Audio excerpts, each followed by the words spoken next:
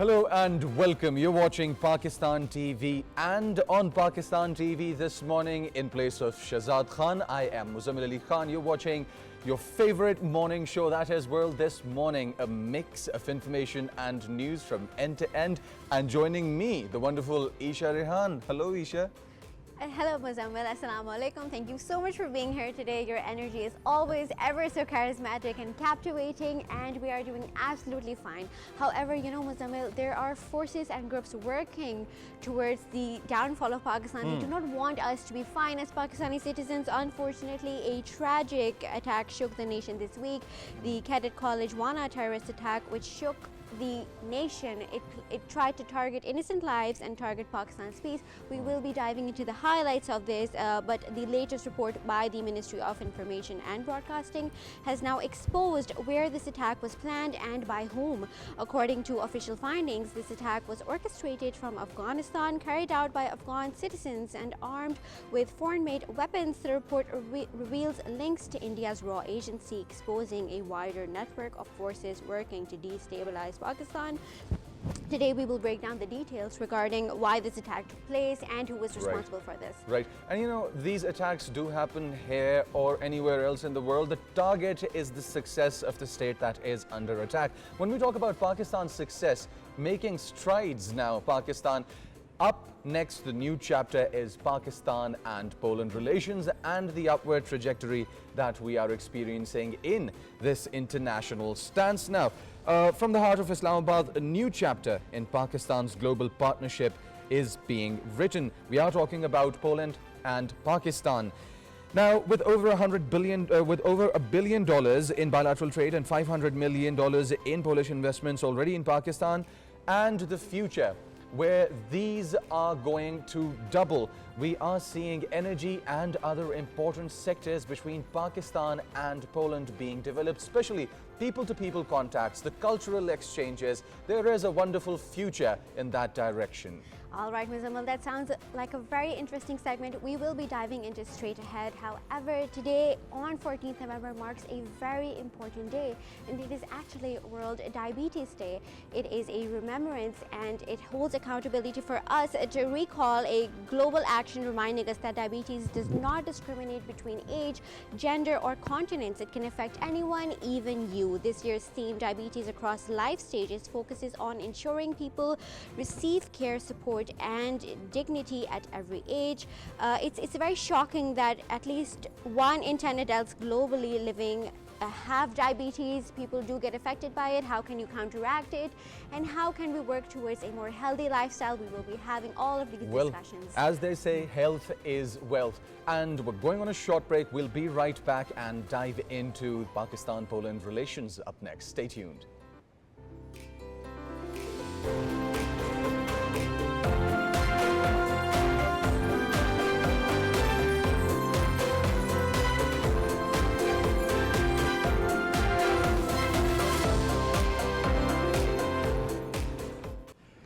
Welcome back, and as we were earlier discussing about Pakistan and Poland and the strides that these nations are making towards a brighter future, here in the studios we are joined by the man himself, His Excellency Ambassador of Poland to Pakistan, Sir MACIEJ PISARSKI. Welcome, sir, and good morning. How are you doing? Assalamu alaikum. Wa alaikum salam.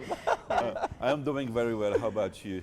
Doing great, doing great. It's such an honor to have you here on the show. We have seen how Pakistan and Poland have been progressing in bilateral relations. Your Excellency, Pakistan and Poland have just described this partnership as a comprehensive and mutually beneficial deal, about how the Foreign Minister and Deputy Prime Minister of Poland visited Pakistan, and a lot of discussions happened regarding educational bilateral trade. What do you have to say about this meeting, and how are upcoming events going to happen this year? Well, first of all, let me say that I am very honored and happy to be with you and with your viewers. It's a great pleasure to me. The visit of Poland's Deputy Prime Minister and Foreign Minister, Mr. Radosław Sikorski, was a very important achievement in our bilateral cooperation, but also it was a very important I would say stimulus. It gave us a lot of boost and energy to work harder. Well, it came after quite a long time. but it was conducted in a very friendly atmosphere. It was marked by in-depth, serious and mutually respectful conversations. We covered lots of topics, all the areas of our mutual interest, bilateral, but also international topics were discussed, such like from Polish perspective, the ongoing Russian invasion against Ukraine. We talked about migration, we talked about Gaza. The business part, Yes. that gets me excited always, because not only jobs are created, but cultures are linked with each other in that part. When people from one end of the world fly over to the other end, and then there are business ideas that are born, there is a future that we expand into. So about the memoranda that was signed, Yes. where do you see Pakistan and Polish relations when we talk about businesses in the near future? Well, let me just finish that I want to acknowledge and I want to thank our Pakistani hosts for extending us a great hospitality. The Pakistani hospitality has been proverbial, and we have found the proof of it with the receiving and treatment of our Deputy Prime Minister. Well, you're right. I mean, business dimension is the most important element of our bilateral cooperation, and it featured prominently in the discussion during the visit. Polish-Pakistani trade exchange exceeded $1 billion US. So it is significant, but it is way below our potential. From Poland's perspective, the challenge is how to increase the presence of Polish producers, Polish entrepreneurs in Pakistan, because we are running a huge deficit with Pakistan. So when you hear about Pakistan's trade deficit, don't blame us. All right. But we believe in the mutually beneficial value of the trade. So this is one thing. The second thing is Poland's investment to Pakistan. That has been in the field of gas exploration. The Polish company Orlen has been investing in Pakistan for 26 years.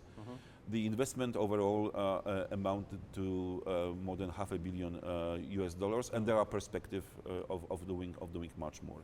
So that project is about delivering Pakistani indigenous gas to Pakistani consumers, and we are very excited about that. So the visit was also an opportunity to take a stock of our so far cooperation, but also to discuss some strategic directions when it comes to expanding our economic ties. And fields such as mining were emphasized, but also fintech, very interesting new sector of the economy where Poland is excelling very quickly. Areas such as water treatment, flood preventions. We've been also, harmed by those natural phenomena. Agriculture and especially food processing. Right. Such things like cold storage.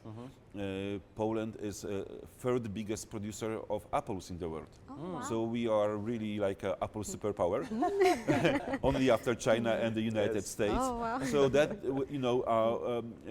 with that comes, of course, the huge expertise and knowledge about how Cold storage and food preservation, agriculture. That sounds absolutely fascinating, and such brilliant points you have discussed, Your Excellency. And as you highlighted, that the bilateral trade is crossed around $1 billion, and Polish industries have invested around $500 million within Pakistan. It sounds absolutely exceptional. Now let's rope in the subject of collaboration ties between education, sports, and just collaboration between cultures. Right. Well, I am very excited about that field of cooperation, because as Poland and Pakistan, we have a special historical connection. First, let me mention then that during the Second World War, more than 20,000 Polish refugees found shelter in Pakistan. They came from the Soviet Union. after a very harsh ordeal, and they found shelter in today's Pakistan, in Karachi and vicinity. There were two centers, you know, for them.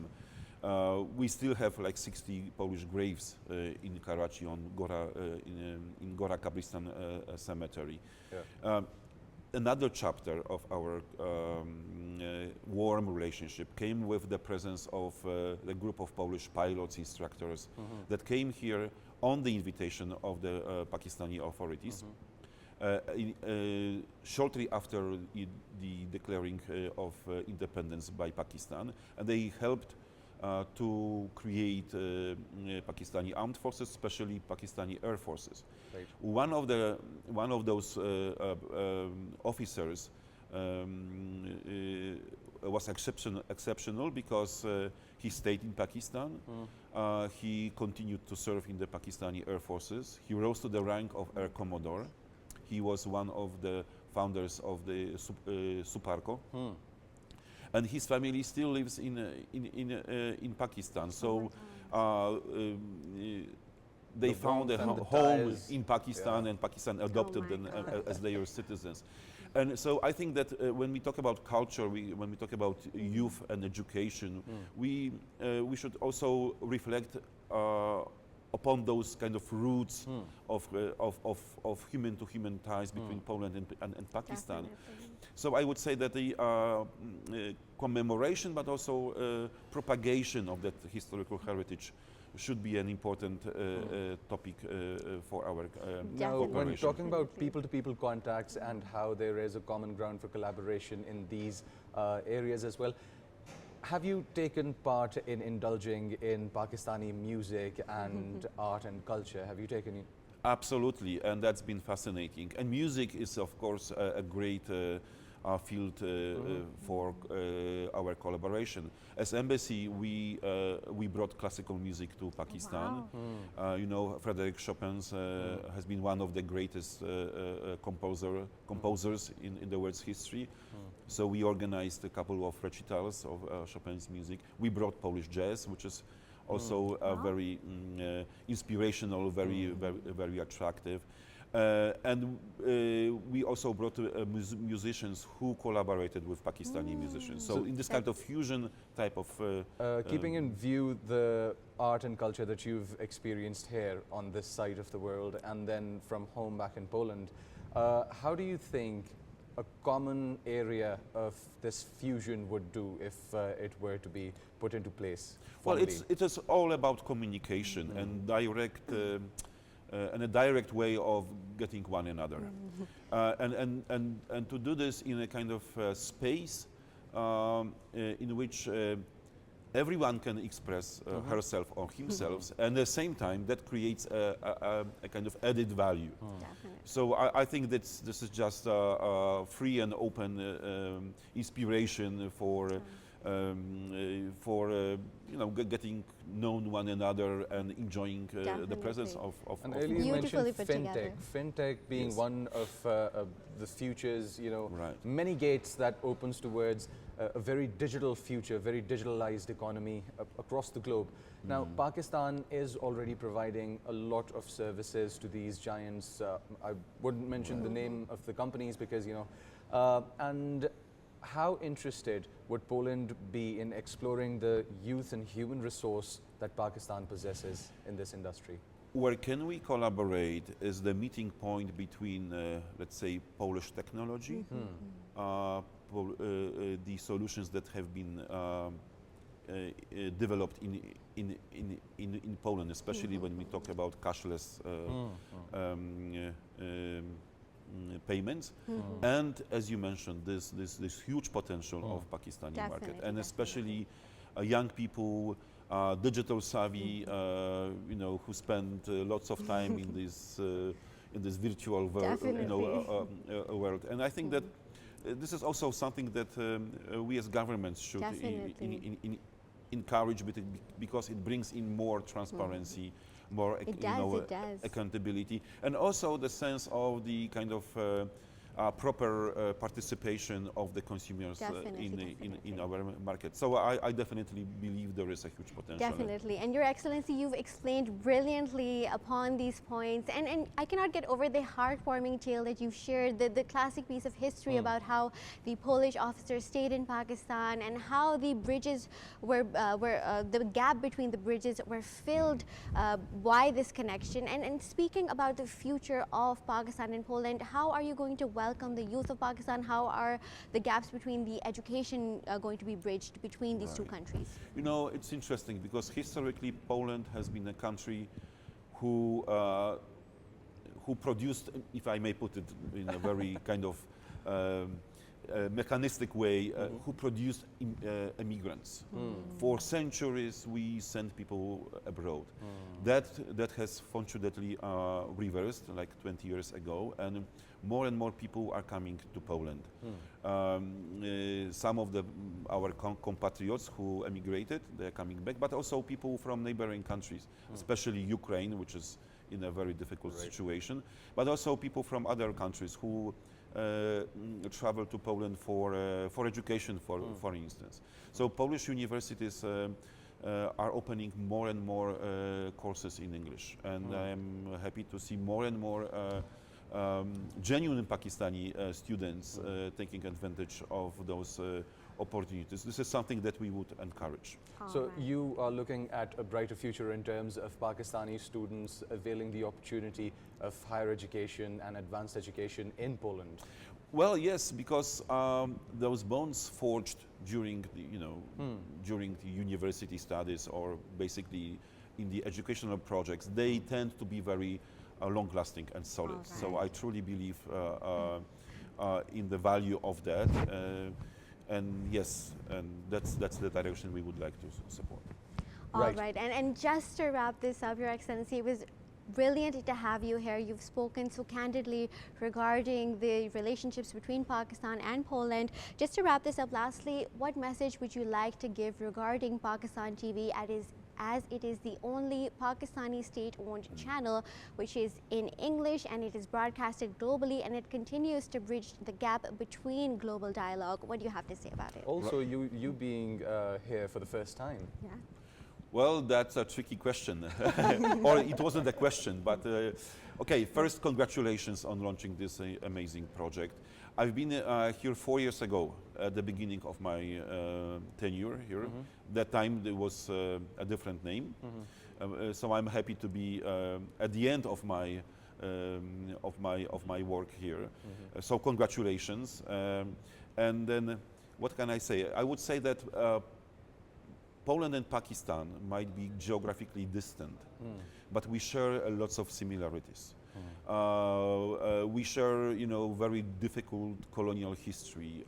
We live in uneasy neighborhoods, but we also cherish family values. We cherish our traditions, and we believe that in the future, to achieve greater development, you don't need to compromise on those values. To the contrary, they can be a basis for like greater sustainability of going forward, and we can learn from one another. We can, support one another in making this world a little bit more predictable and peaceful. That is a challenge now, but we can do this. What a beautiful and peaceful message that you have just shared with us and with the audiences that are witnessing us in around more than 46 different countries. It was such an honor to have you here to talk about the strength of bilateral trade and bilateral relations that we have made, and we hope that more future investments come both ways, and how our students connect in the future, and we want to become more stronger and better nations together. It was such an honor to have you here, Your Excellency. Thank you very much. Thank you. I enjoyed your time, and good luck with your show. Thank you. Thank you so much. And viewers, this was the man himself telling you about how Pakistan and Poland share history, and how the Polish people and Pakistani people are moving towards a future that is looking into collaborative grounds. When we talk about education and we talk about industry, development, fintech, and all of these areas of mutual interest. Also, we are looking looking forward towards a brighter future when we talk about investments being doubled that are mutually beneficial. Thank you, Ambassador MACIEJ Thank you very much. PISARSKI. It was great having you here. All the All best. right. Pure All right. You Manager. too. Thank you. All right, and with that, we will be heading out towards a short break. Make sure to go grab a cup of coffee with our excitement segments that will follow up. We Stay will see tuned. you soon.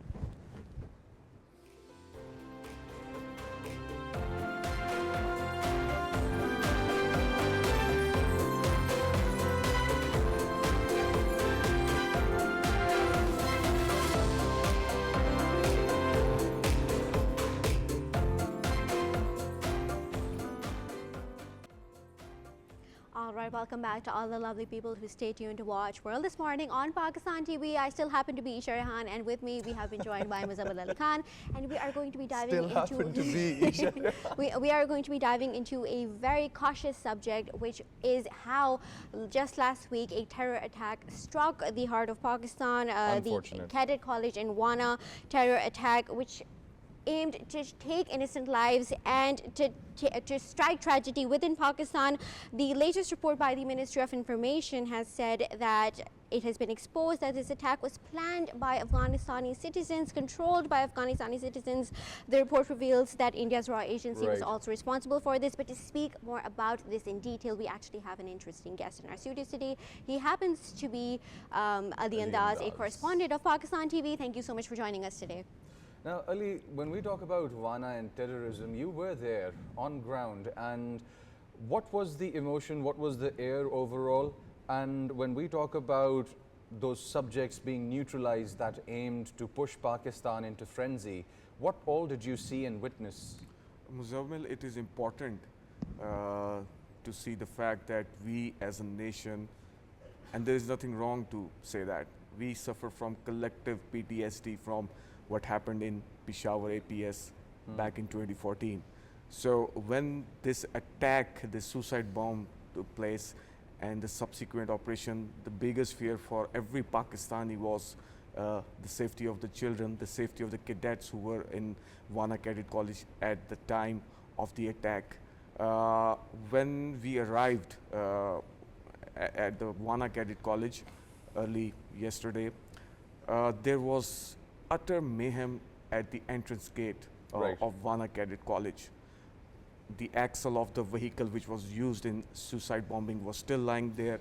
A destroyed rickshaw was standing just next to it. There were destroyed motorcycles, twisted metal, shards of glass everywhere. It was hard to see. But more importantly, for me, was to talk to the cadets, talk to the children who were present at the time of attack in that institution. And what really surprised me was the bravery that I could see on the faces of those cadets. They were young kids, 8, 9, first year, second year class students. And I did not see any fear in their eyes, although it's something,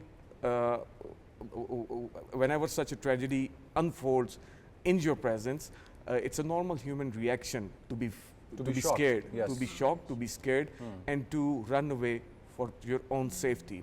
The students that I talked to, nobody mentioned that when they heard the blast, it was a massive blast, and there was a huge crater just at the entrance of Wana Cadet College, making you realize the intensity of the blast. No student ran away. Oh my God. They were, at the time of attack, they were in their play area, in their grounds, doing the evening drills.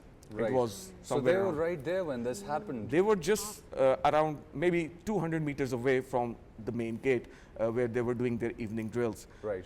And And you saw a crater where the I blast saw the happened. crater Oh my where gosh. the exact location where the blast took place. They had tried to fill that crater, but it was big. was big. It was Oh big. my gosh. And while talking to the students, I think the APS tragedy has made them realize that we need to be prepared for such a tragedy, and Right. especially in an area like that. So I think they were well prepared. Right. Soon after the attack, they were rushed to their houses, to their hostels, to keep them away, to keep them safe, and they were taken care of. Although they were stuck for the next 22 to 25 hours. They did not eat anything, they did not go to the toilets, but they were talking to them. I realized that maybe they did not realize what was happening, or maybe they are way too strong, those kids. Definitely. Did you experience the feeling of collective resilience when we talk about Pakistani nation standing up against terrorism hand in hand with Pakistan Army, defending their right to inhabit this part of the world and this land with all the integrity and with all the might that they can? Muzzammil, let me take you through what I saw in that cadet college and make you realize what was there to show our viewers that how the locals, Were Wana is one of those places which has been going through this terrorism for almost 2 decades now. Yes. Right next to Wana. about 100 meters from the main entrance was the admin block where these terrorists were holed up, and Right. where the main battle took place, and it was blood, and that blood belonged to the terrorists. While talking to the teachers and while talking to Colonel Tahir, who led the operation against these terrorists, their top priority, and they were conveyed from the top military command, right from Field Marshal Asim Munir, ensure the safety of the kids. Definitely. That was the most important, and they did a very good job in ensuring that no kid was harmed, no faculty member, no teacher was harmed in this entire operation. Although 3 soldiers embraced Shahadat along with 2 civilians, but the fact that they were unable to hurt any kid, it's something huge and Definitely, appreciative Ali, of and the resilience and the strength of the Pakistani army is definitely unmatched. We have seen how they have accomplished everything for the Pakistani youth to keep us safe, and it's just very gut-wrenching, the descriptions, the vivid details that you gave us about this attack, about this blast. And what we really need to highlight for the world here is that who were the targets of this blast? It was innocent civilians, young cadets, essentially the future of Pakistan. And how does this reflect upon the enemy's cowardness, and how does this speak about their malicious intentions about the innocence, to target the innocence of Pakistan? Eesha, what happened in APS Peshawar in 2014 was the fact that that attack, that massacre, hurt every single Pakistani. We were heartbroken, every single Pakistani, and that changed the mentality of Pakistanis as a nation towards terrorism. This time they also wanted to hurt the kids, and to hurt and indirectly hurt the entire nation, telling us, giving us a message that we can really hurt you. So that mission of the terrorism, the aim that they came with, that failed. However, they did inflict damage, but eventually they failed in hurting the kids, in hurting their mission, their compassion. Very interestingly, Wana is a very remote, backward area. It's all barren land and nothing else is there. The students in that institution were, I think, I cannot come up with a more appropriate word. They were amazing kids. They were very well disciplined. They spoke in impeccable English. Right. They were very disciplined, and Right. I could see, and talking to the principal, Colonel Usman, who's the principal of Cadet College Wana, he informed me that the students of Wana Cadet College, which was established in 2011, they are now serving in bureaucracy, in army. They are working as doctors. They are working as engineers. Oh my God. Before 2011, before this institution, there was nothing there.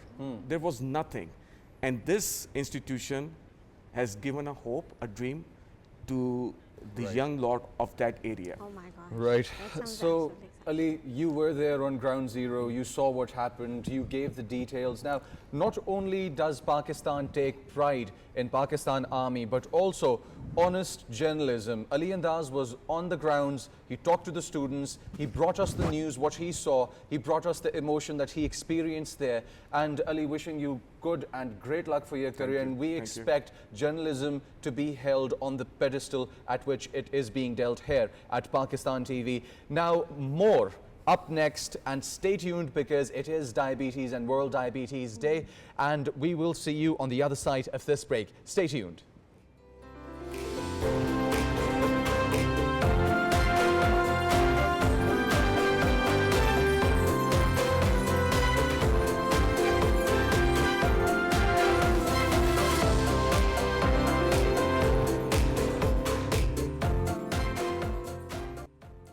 welcome back to all the lovely people who stay tuned for this informational segment that we will be diving into, and that is regarding World Diabetes Day.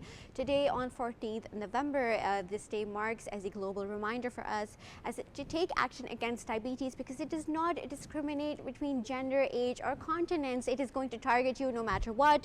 It's very shocking how type 2 diabetes is now being diagnosed in children as young as 10 years old, and almost 1 in 10 people around the globe are suffering from diabetes. It is a pressing issue that needs to be addressed, and to speak more about this issue, we actually have an interesting doctor in our studios here today. He happens to be Dr. ASJAD HAMEED. Thank you so much. He happens to be an endocrinologist. Thank you so much for joining us today. Welcome, welcome. Thank you for inviting me. All right, it's absolutely lovely to have you here in studios today. Please let us know why diabetes is known as the silent killer across the globe, and why is it so prevalent in this day and age? Okay, so the diabetes is on soar, is on rise, as you said, because we are, getting affected by our lifestyle. This is number one. The evidence of the food on the table. Most of the people, they are exposed to more and more food, and nobody walks on the cycle, nobody walks on the other side, and we are having an easy lifestyle, and that's why diabetes is on rise, especially in our country. Not in 1 in 10, it's 1 in 3 people have diabetes, and our total population, 1/3 is getting affected by diabetes. Oh my gosh, that sounds absolutely devastating. Diabetes leads to other problems as does. well. When we talk about diabetes complicating issues for people in their middle age, what segment of the middle age do you see suffering the most? Is it the labor class? Is it the people who are working in offices? Because you mentioned that physical activity is one aspect. Sure. So the complications of diabetes, as she said, the silent disease, because most of the people after 10 years, they can have a heart attack, they can have a stroke, they can lose their limbs, they can get into renal failure. So it's and blindness as well. The commonest cause of the blindness is worldwide is still diabetes. Oh my gosh, it sounds like a very horrendous disease, and it's very shocking that it is ranked as one of the most top leading diseases spread across the world. We definitely need to address this, but so our audiences are more educated about this issue, right? So what is the difference between type 1 diabetes, type 2 diabetes and pre-diabetes? Can it be reversed? Sure. So first of all, the type 1 diabetes means that your pancreas is not making any insulin, and it happens mostly in children, but up to any age can be affected. It's rare. In 200,000 people, 1 child will be affected, but they need to be on insulin for rest of their life. If they don't take insulin, then its disease can be fatal. It can cause diabetic ketoacidosis, and a child can die. So it's most important thing from this message I want to give. If the child requires insulin, please do not stop insulin at any case. Type 2 diabetes mellitus means when the pancreas is able to make insulin, but you are eating too much, you are obese, you have a sedentary lifestyle, you have a family history of diabetes. These all reasons can cause type 2 diabetes. And people affected by the globe, on the globe, is 90% of type 2, not the type 1. And similarly, as you said, the pre-diabetes are the people who are entering into the diabetes edge. So, for example, 11 million of population of our country is sitting as pre-diabetes. All right, you've highlighted that brilliantly. It's very knowledgeable, all the things that you shared. And this year's theme is specifically regarding diabetes at different life stages, right? So it can affect young children, it can affect older adults, and especially it can affect pregnant women. So especially talking about pregnant women, right? What factors contribute to diabetes being formed in their bodies, and does it go away after pregnancy, or does it stay with so the diabetes in pregnancy, it's alarming because it affects the two lives, one is the child and one is the mother herself. The diabetes gestational occurs more in people who have a family history of diabetes, who are obese, who are Asians, and they have a family history. and the child or baby will become more bigger because of the insulinemia goes higher, and macrosemia we call it, or child is getting bigger. Yes, the answer to your question that can it go away? Yes, it can go away in 50% of the mothers who can go back to the original weight, and they should not gain any weight. So obesity is directly linked to diabetes? Obesity is directly linked. 80% of the population who has diabetes are obese. Right. So what would be your message to people, because we are running short on time, and you know there's so what would be your message to people who are safe, who are healthy, and would want to avoid stepping into this dark area called the diabetes? What would be your most message? important thing is that they should be healthy. They should try to be healthy, eating healthy food, exercise 45 minutes a day or 3 times a week at least, and they should be avoiding the fast food or fizzy drinks kind of thing, and they should adopt a healthy lifestyle. Definitely, Right, definitely. right. And this is your reminder and message to strive for a more healthier diet, a more healthier lifestyle, and to incorporate exercise within your routine so you are safe from this horrendous disease called diabetes. Make sure that your loved ones are safe. Make sure that you are cautious about the decisions that you take. And with that, we will be wrapping up our segment, our show for this week. We are excited to catch you live on Monday at 10 a.m. Make sure to join us. And for now, good morning and stay happy. Have a joyous weekend. Thank you so much. Bye.